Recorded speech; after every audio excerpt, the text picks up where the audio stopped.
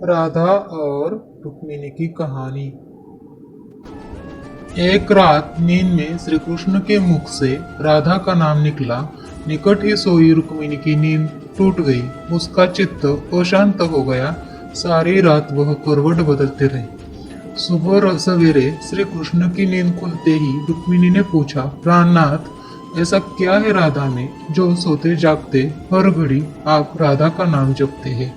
श्री कृष्ण मुस्कुराए, बोले, जानना चाहती हो प्रिय? रुक्मिणी ने हामी भरी।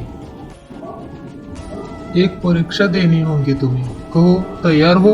श्री कृष्ण ने पूछा। रुक्मिणी तैयार हो गई। श्री कृष्ण रुक्मिणी को लेकर एक यमुना तट की ओर चल पड़े। राधा को भी संदेश भिजवा दिया गया। जब तीनों यमुना तट पर पहुंचे तब श्री कृष्ण ने अपना एक केश तोड़ा और उसके द्वारा यमुना के इस पार से लेकर उस पार तक एक महीन पुल बना दिया। उसके बाद श्री कृष्ण ने यमुना से 2 मटकी भरी एक मटकी रुक्मिणी को दी, एक राधा को, और बोले, मेरे प्रेम का स्मरण करते हुए ये मटकी पुल के पार पहुंचा दो। रुक्मिणी मटकी लेकर पुल पर चलने लगी। कुछ देर तक चलने के बाद जब उसने पुल के दूसरी ओर देखा तो सशंकित हो गई। उसके कदम डगमगाने लगे। उसने स्वयं को संभाल लिया किंतु मटकी संभाल न पाई।